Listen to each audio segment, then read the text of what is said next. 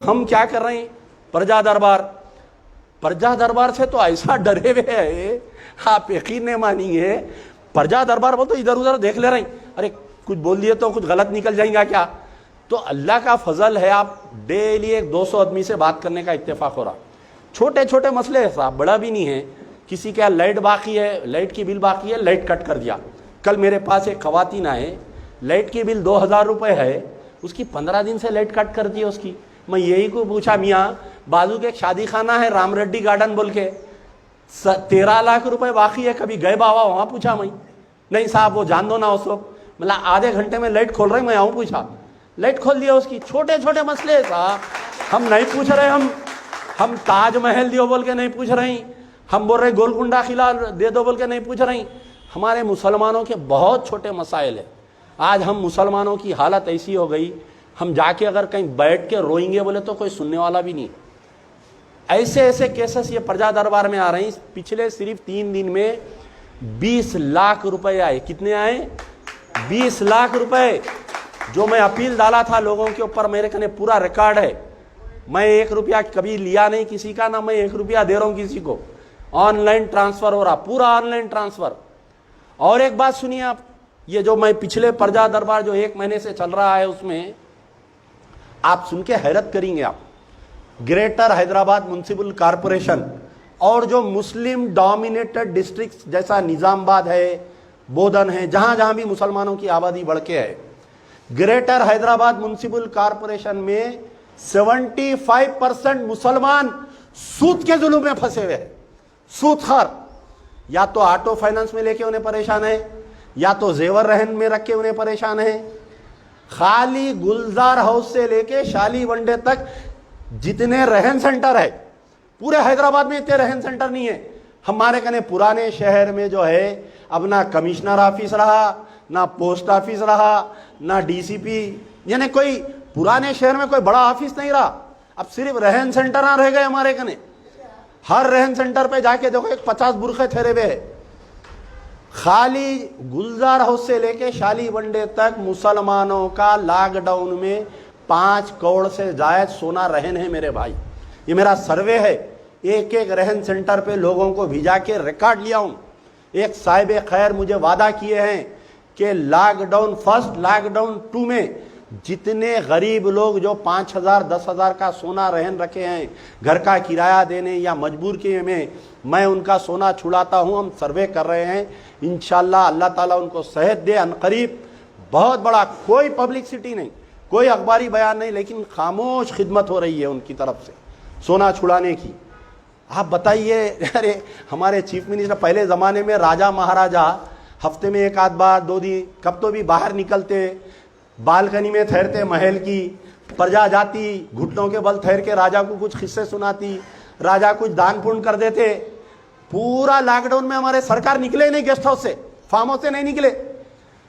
Second lockdown आ गया, खाली बेटे ट्वीट ट्वीट खेलते, बाबा है सो वहां अंदर पड़े हुए फार्म हाउस में। बड़ी मुश्किल से पूरे 2 साल में 2 बार निकले। अरविंद केजरीवाल डेली 5 बजे प्रेस ब्रीफिंग देता उन्हें आके, हरियाणा का चीफ मिनिस्टर, कर्नाटका का सीएम। आप बताइए तेलंगाना में क्या मिला लोगों को? बताइए कोविड में किसी को कुछ मिला क्या? बताइए। क्या दिल्ली में दिल्ली गवर्नमेंट हर आदमी को, यहां तक के धोबी को, हज्जाम को, ऑटो वाले को, टैक्सी वाले को, हर किसी को एक पैकेज दिए। किसी को 10,000, किसी को 20,000, किसी को 25,000। हमारे को क्या मिला साहब? वो 10-15 किलो चावल और आपके कुछ 10,000 रुपये बारिश में। वो भी कैसे? वो हर सियासी पार्टी के चंद दल्लाला रहते, जो पार्टी पावर। मैं बोल रहा हूँ ना आपको, जब मैं सेक्रेटेरिएट जाता था पहले, तेलुगु देशम दौर में थी, उन्हें वहां पीला पट्टा डाल के आता था सेक्रेटेरिएट को। अचानक कांग्रेस में आ गई, कांग्रेस का पट्टा, मतलब खैरियत पूछा तो बोले भाई मैं कांग्रेस ज्वाइन कर लिया। आज जो है पूरे टीआरएस में है वो दल्लाना हो। तो ये लोग पूरे वो 10-10 हजार रुपए जो ऐलान हुआ था ग्रेटर हैदराबाद म्युनिसिपल कॉरपोरेशन में, जो बारिश से तबाही हुई थी, वो पूरे वो हो गए। आप बताइए कि गवर्नमेंट हॉस्पिटल्स की कितनी बुरी हालत है, बताइए आप जाके, आप तस्वुर कर सकते हैं? आप बताइए, प्राइवेट हॉस्पिटलों की लूट चली, कोई बोला? बताइए आप। प्राइवेट पूरा लॉकडाउन 1, लॉकडाउन 2, प्राइवेट हॉस्पिटलों में कितनी लूट साहब। लोगों के जमीना जायदाद जेवरात बिक गए। अपने वालिदैन को बचाने के लिए, मासूम बच्चों को बचाने के लिए। क्या गवर्नमेंट चाहती तो प्राइवेट हॉस्पिटल्स के ये लूट को कंट्रोल कर सकती थी ना। लाइसेंस देने वाली स्टेट गवर्नमेंट, लाइसेंस देने वाली सेंट्रल गवर्नमेंट, लेकिन नहीं, ना तो प्राइवेट स्कूलों की लूट के ऊपर बोलते, ना तो जो है आपके कॉर्पोरेट हॉस्पिटलों की लूट पे बोलते। तो फिर कई चीफ मिनिस्टर है साहब, बेहतरीन आइडिया घट गया उनको, इलेक्शन कैसा जीतना, बस जय तेलंगाना बोलना, बांट देना, ले लेना, वोट निकल के चले जाना। लेकिन ये फिल्म ज़्यादा दिन चलने वाली नहीं है, नहीं चलने वाली है ये ज़्यादा दिन। तो मेरा मकसद ये है, मैं हर डिस्ट्रिक्ट जा रहा हूँ, कल मैं जो है संगारेड्डी जाऊँगा, परसों जो है कोहिर जा रहा हूँ मैं। हमारा मकसद ये है कि छोटे छोटे ग्रुप्स को मीटिंग करके, अब मैं यहाँ पर आज 50-100 आदमी से बात करके गया, मैं आप लोगों को जिम्मेदारी देके जा रहा हूँ कि मैं जितनी गुफ्तगू करा हूँ, एक रोजाना एक आदमी को पकड़ के उसका ब्रेन वॉश करिए, एक एक आदमी को शऊर दिलाइए। सियासी शऊर देने के लिए आया हूं मैं, सियासी शऊर। हमारे पास आते दफ्तर को कुछ लोग आके बोलते मोहरी भरी, उसको ये नहीं मालूम रहता कि कच्ची मोहरी भरी या पक्की मोहरी भरी, ड्रेनेज भरी या आपके बल्दिया की GHMC की मोहरी भरी। अब मैं अपनी ऑफिस से एक आदमी को साथ दे के भेजना, जाके देखो राउंड मेनोल है या चौकोनी मेनोल है। तो हमारे में सियासी शऊर चले गया। कल मेरे पास कुछ इंजीनियरिंग कॉलेज के बच्चे आए, बच्चे आके बोले साहब लेट पेमेंट फीस 20,000 बढ़ा दिए, कभी तारीख में हुआ बताइए आप। ये जो हालिया जो लॉकडाउन हुआ, कोई कल एक सहाफी से मैं गुजारिश करता हूं, जाके जो है निजामाबाद में ट्रैफिक पुलिस वाले या पुलिस वाले लॉकडाउन में कितने चालानात करे निकालिए आप। 80% मुस्लिम्स है, आपको मालूम होना चाहिए। रोजाना ऑटो वाले मेरे को फोन करके बोलते, रोजाना साहब 4,000 का चालान, साहब 5,000 का चालान, साहब 6,000 का चालान।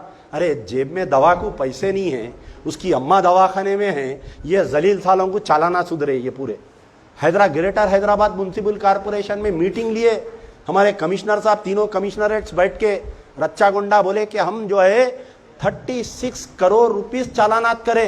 मतलब आप बहुत जबरदस्त काम करे साहब। मतलब हमारे पुराने शहर की कहावत है, बीमार की बिस्तर पे मारो, आप तो उससे बदतर कर दिए हमारे को हालत। कौन पूछने वाला है बताइए आप। ग्रेटर हैदराबाद म्युनिसिपल कॉर्पोरेशन में 32 MLA है साहब, 7 मेंबर ऑफ पार्लियामेंट है। कोई जाके पूछा पुलिस कमिश्नर को, कोई जाके DGP को पूछा, अरे कई के चालानात कर रहे हैं साहब, तुम खुद मास्क लगा के नहीं फिर रही, जरा मास्क हट गया तो उसको चालानात कर रही, 1,000 रुपए मास्क का चालानात। एक बेचारा स्विगी का बच्चा रोते हुए फोन करा मेरे को, 7 दिन में 7 चालानात हुए कहते उसको, 7 दिन में। उन्हें बोल रहा साहब हेलमेट है, अंदर मास्क है, हेलमेट निकालने में जरा मास्क हट गया, चालान कर दिए एक दिन उन्हें कहीं वो गूगल उस पर रास्ता ढूंढ रहा कहते ठहर के, कहीं रात के 11:30 बजे पानी आ रहा, ब्रिज के नीचे ठहर के वो ऑर्डर का ऑनलाइन चेक कर रहा उन्हें, किधर रूट जाना, आके हल्लू कांसे की फोटो ले लेके चले गया, 1,000 रुपए चालान। आप बताइए चालानात के बारे में कोई बोलने वाला है क्या? कोई गवर्नमेंट से डिमांड कर रहा है कि जितने लॉकडाउन 1 लॉकडाउन 2 में।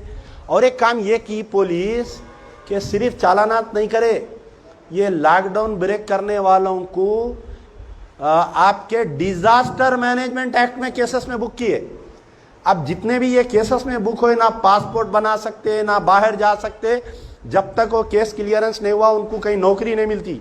कोई MNC कंपनी में नौकरी होना तो आप लोग जाके कैरेक्टर सर्टिफिकेट लाना पुलिस वालों से, इनके ऊपर कोई केस नहीं है, उसको नहीं मिलता।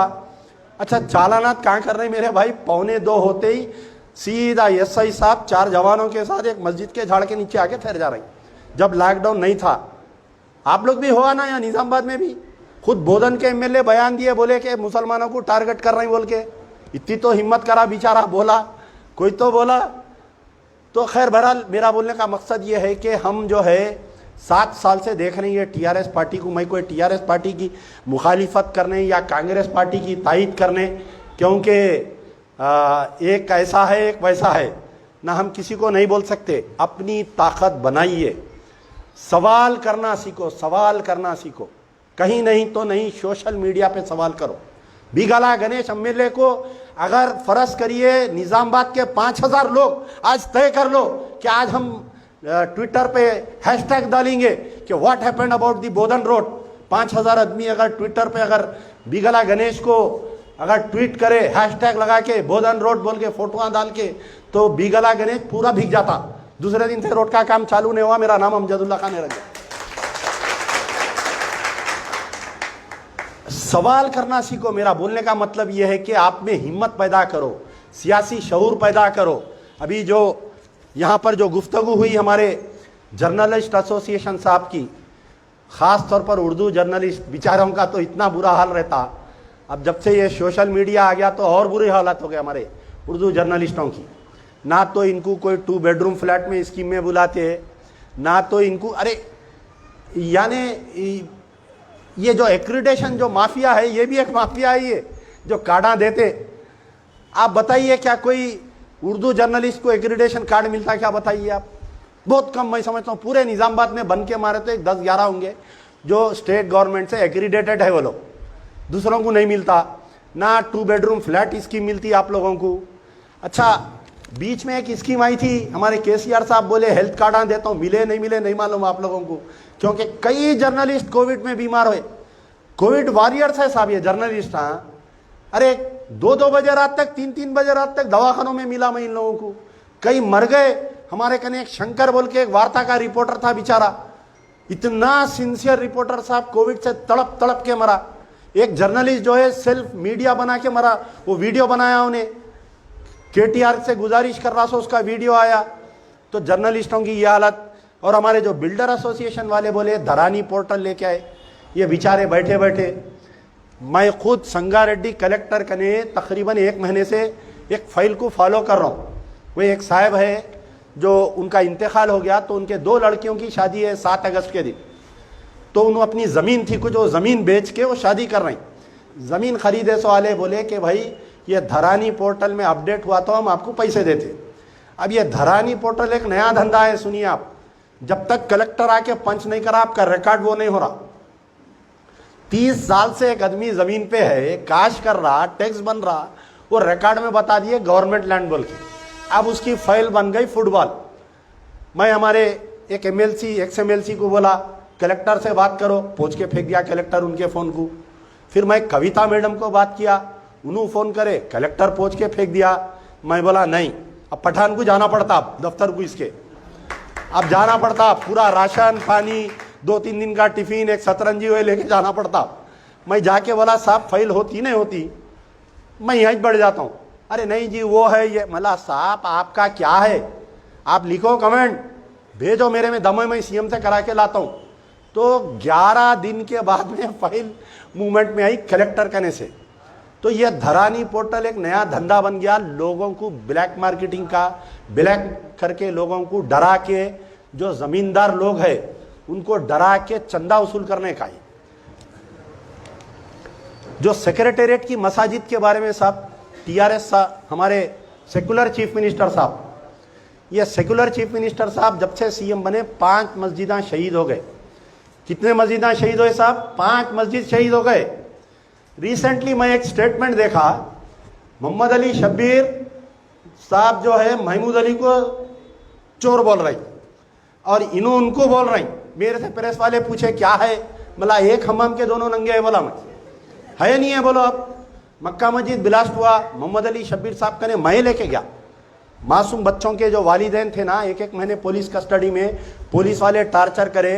उमर फारूक मस्जिद शहीद हुई जब मैं गया था, मेरे को पुलिस वाले अरेस्ट करे, बच्चों को लाके जेल में रखे। मैं सुरवरम सुधाकर रेड्डी एमपी, अजीज पाशा एमपी और आपके मधु एमपी, जायद अली खान साहब, खान लतीफ़ खान साहब, हम लगा सब जने मिल के गए बच्चों से मिलने नहीं दिए। सुप्रिटेंडेंट बोला फलाने अली का फ़ोन आया, नहीं मिलाना कहते आप लोगों को।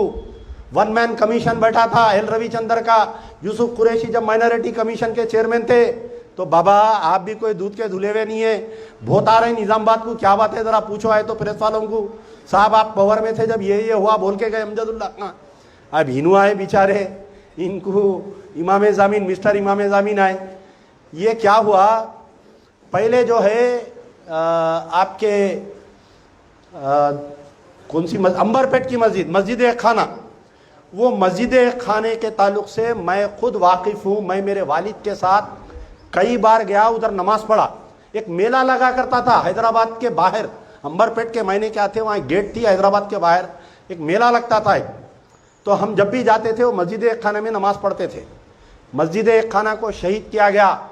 मस्जिद को शहीद कर रहे हैं बोल के मालूम हुआ तो ये जो अब मौजूदा हमारे जो चीफ एग्जीक्यूटिव ऑफिसर है शाहनवाज कासिम साहब 30 पेज का लेटर लिखे बल्दिया कमिश्नर को। कितने का?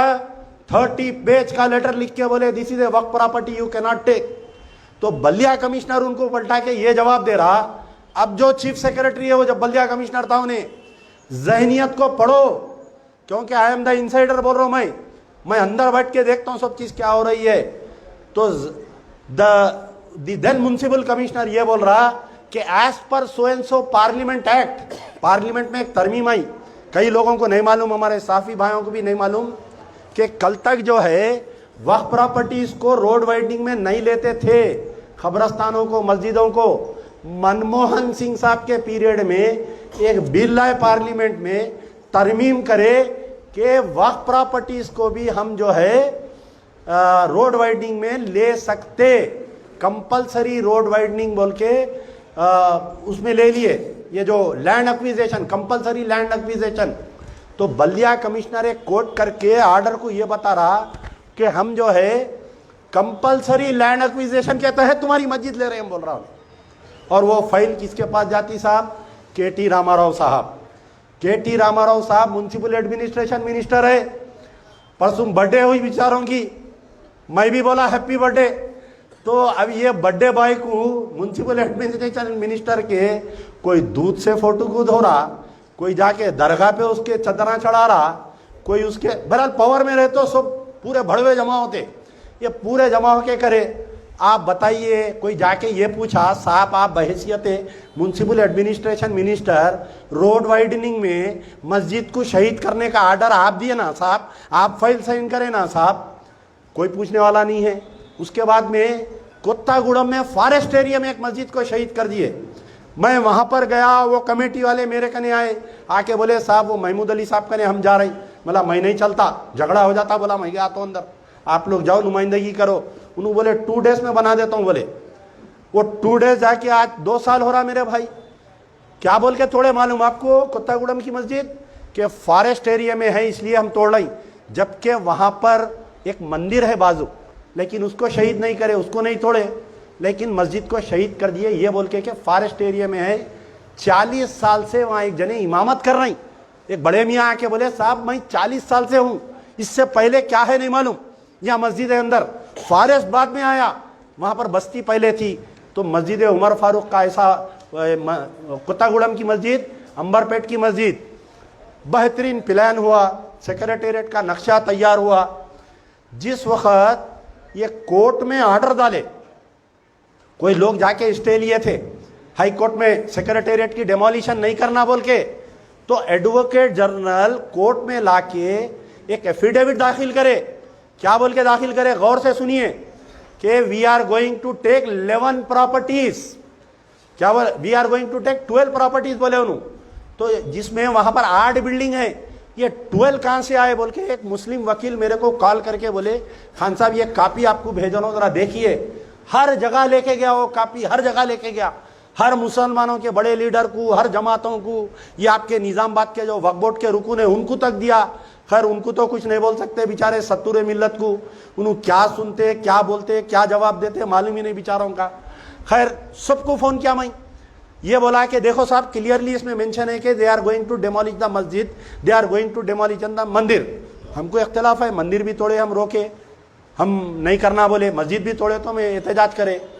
रात में मेरे को 1 या 1:30 बजे एक पुलिस वाला ही फोन करा, बेचारा ईमान जागा उसका, रात में फोन करके बोला अमजद साहब मस्जिदों को तोड़ दिए। अरे मैं बोला ये क्या हो गया भाई, अब नींद उड़ गई मेरी, रात में 1:30 बजे से रात भर बैठा हुआ हूं मैं।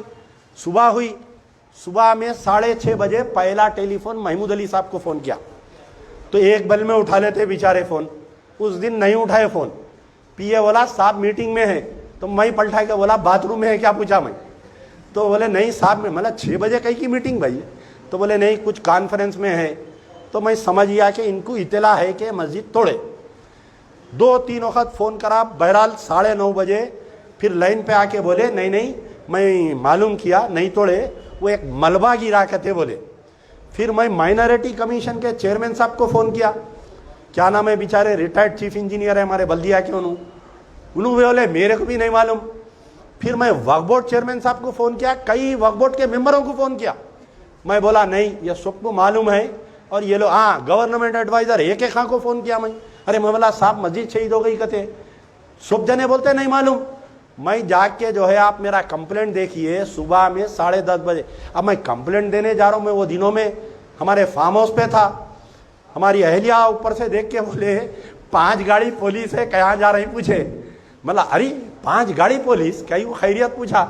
बाहर निकल के देखा तो एसीपी संतोष नगर, कंचन बाग इंस्पेक्टर, चंद्रायन गुट्टा इंस्पेक्टर, संतोष नगर इंस्पेक्टर, टास्क फोर्स। अरे मैं बोला भाई इतने दुबले पतले आदमी को 5 गाड़ी पुलिस, मतलब है क्या किस्सा। नहीं साहब आप जा रही कहते ना सेक्रेटेरिएट। अच्छा, मैं बोला फोन टेप हो रहा मेरा, समझ गया मैं, ससुराल वाले फोन टेप कर रहे मेरा बोल के। अब उसके बाद में ये हुआ कि बोले कि आप मत जाओ, सर्कल यहाँ आके आपका कंप्लेंट लेता कहते। अब गौर करिए मैं क्या बोलना चाह रहा हूँ, ये पॉइंट गौर से नोट करिए हमारे, आप गौर से नोट करिए। मस्जिद शहीद होने के 1 महीने के बाद में 1 महीने तक पुलिस वाले केस रजिस्टर नहीं करे और मेरे कंप्लेंट में A1 number 1 chief minister KCR, A2 chief secretary, A3 DGP, A4 बल्दिया कमिश्नर, A5 जो है R&B का चीफ इंजीनियर, ये सब को मैं एक लिस्ट लिखा के भेजा के ये लोग मिलके प्लान करके मस्जिद को तोड़े हैं। उसके कुरान कहाँ है, आज तक कोई पूछ रहा भाई बताओ। अपने सर में जितने बाधा है ना टीआरएस में, उससे ज्यादा मुस्लिम लीडर आए। अगर कोई ज्यादा उड़ा पकड़ के पूछो बाबा वो मस्जिद के कुरान कहाँ है, उसका मिंबर कहाँ है, आज तक कोई जवाब नहीं दे रहा। बना दे रही वैसी बना दे रही, मिस्र से लाए, उन्होंने ट्वीट करे, इन्होंने शुक्रिया अदा करे बेचारे, हमारे सलीम फेगू साहब शुक्रिया भी अदा कर दिए। अब आप बोलिए कि आज तक कोई पूछ रहा। पुलिस वाले मेरे को एक जवाब दिए लेटर में, गौर से सुनिए क्या बोल के जवाब दिए कि डेमोलिशन ऑफ मस्जिद is a non cognizable act. क्या मतलब उसका नॉन कॉग्निजेबल एक्ट बोले तो जो मासूम बच्चे लड़ लेते, थपड़े मार लेते, कंप्लेंट होता, फिर पुलिस स्टेशन में जो है कंप्रोमाइज हो जाता, देखो आप, तो उसको बोलते नॉन कॉग्निजेबल, केस नहीं बुक करना। तेलंगाना के नंबर 1 सेकुलर चीफ मिनिस्टर एक नया कानून का तर्जुमा करे कि मस्जिद को तोड़ना और एनी रिलीजियस बॉडी कोई भी उसको तोड़ना, that is a non cognizable act. फिर मैं ये लेके क्या करा, सेंट्रल वक्फ बोर्ड को भेजा। मैं बोला भाई ये क्या है।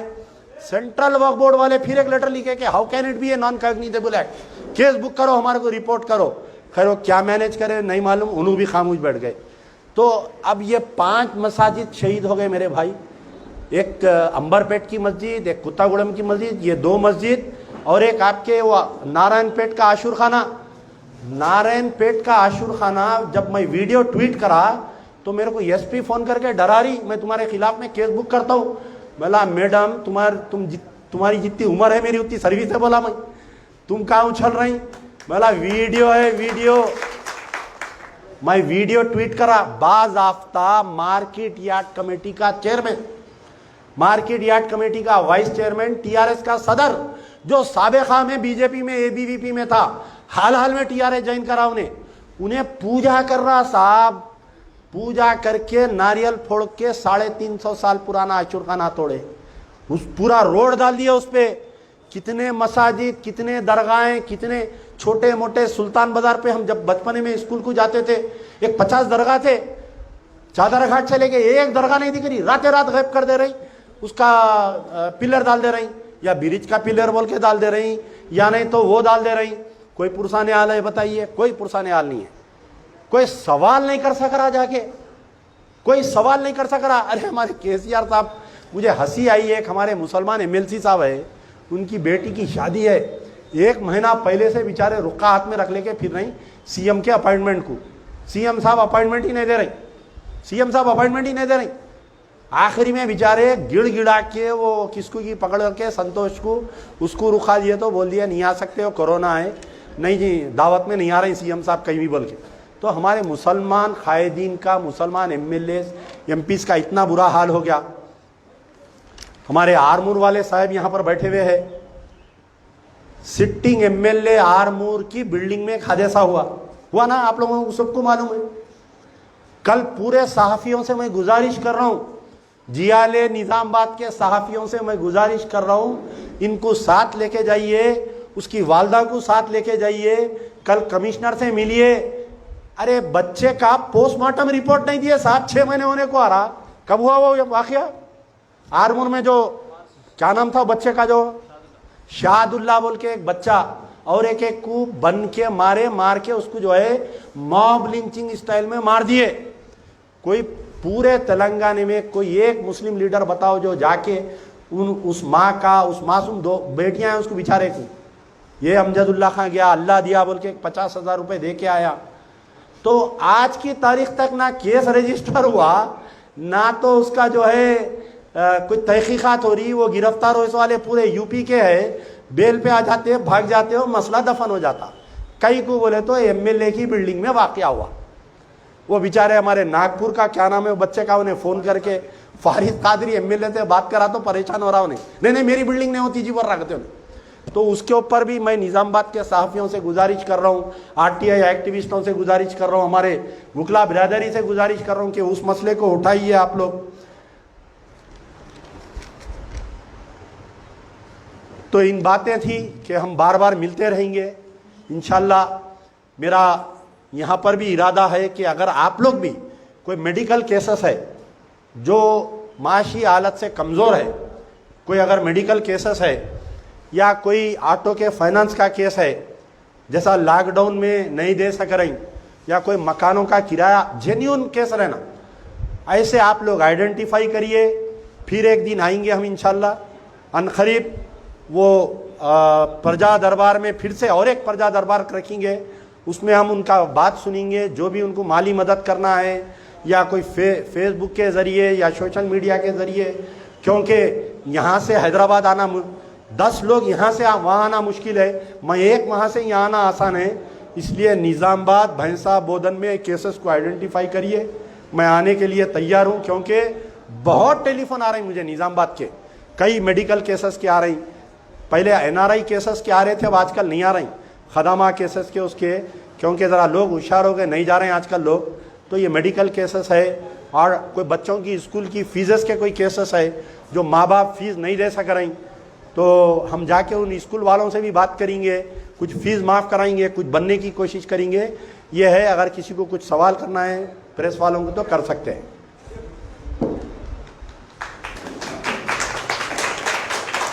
नामा बुलाओ, उन लोग बुला के दे देना।